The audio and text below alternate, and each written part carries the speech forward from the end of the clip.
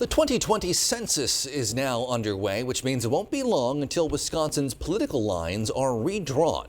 That's a procedure that has become increasingly political in many parts of the country in recent years, with claims of gerrymandering or slicing the districts to one party or the other's political advantage. Newswatch 12's Dan Hagan takes a look at the process here in Wisconsin, including Governor Evers' latest proposal, the Fair Maps Project.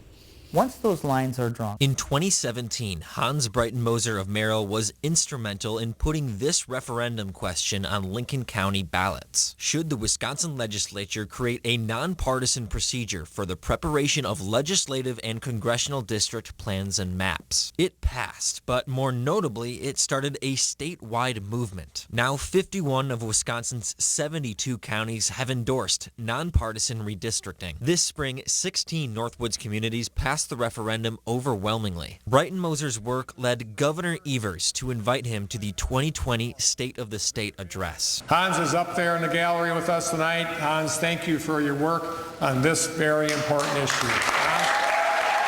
That night, Governor Evers announced a new nonpartisan redistricting commission. Yet, for being nonpartisan, opinions of it are practically split along party lines. In Rhinelander, the referendum passed with 89%. Republican Representative Rob Swearingen voted against it. He believes it's a constitutional matter. I was elected, and I swore to uphold the Constitution of Wisconsin.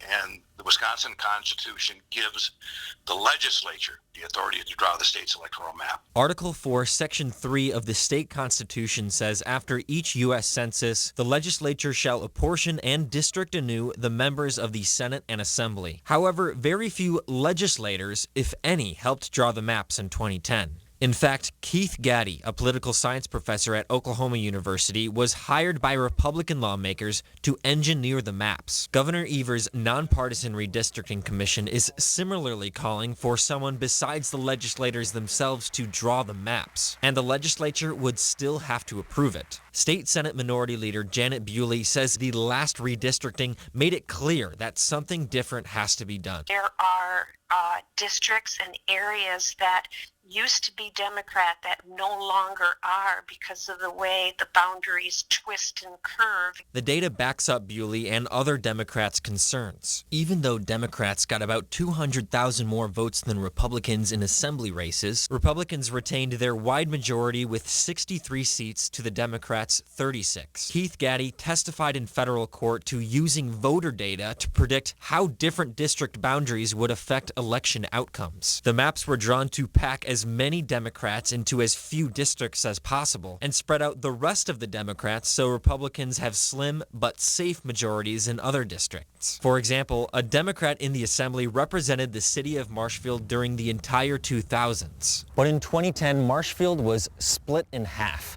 Right now, I'm in the 69th Assembly District, but as I cross Peach Street, I enter the 86th Assembly District.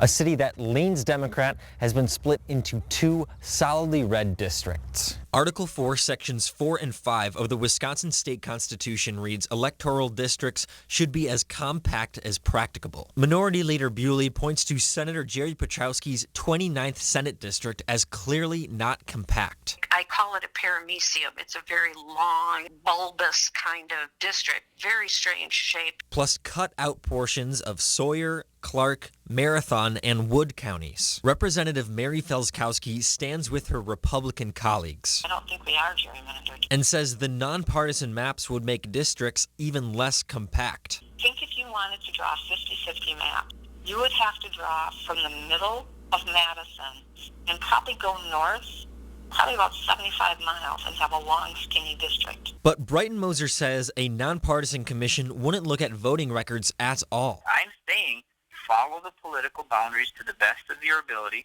do it transparently, do it without any regard for voting patterns in the past, do it without any regard for incumbencies, and make it a fair election. Breitenmoser points to the Iowa model, which is drawn by a nonpartisan commission. It deviates from county and city boundaries only when it has to. The Iowa model is one that has been looked to as a very successful and fair way to go about drawing the maps, and I would be in favor of that. Breitenmoser says voters should choose their legislators, not the other way around.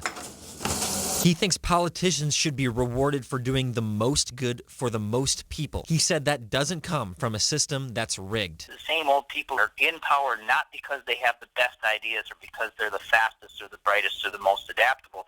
They're in power because they've arranged it so they can't get out of power. Senator Bewley says fair maps would spur more innovation and less party boss obedience. A competitive district is good because it makes you respond in a rational and pragmatic way to all of the needs of people, not based on political party, but on the fact that these issues are complex. Reporting in northern Wisconsin, Dan Hagan, Newswatch 12.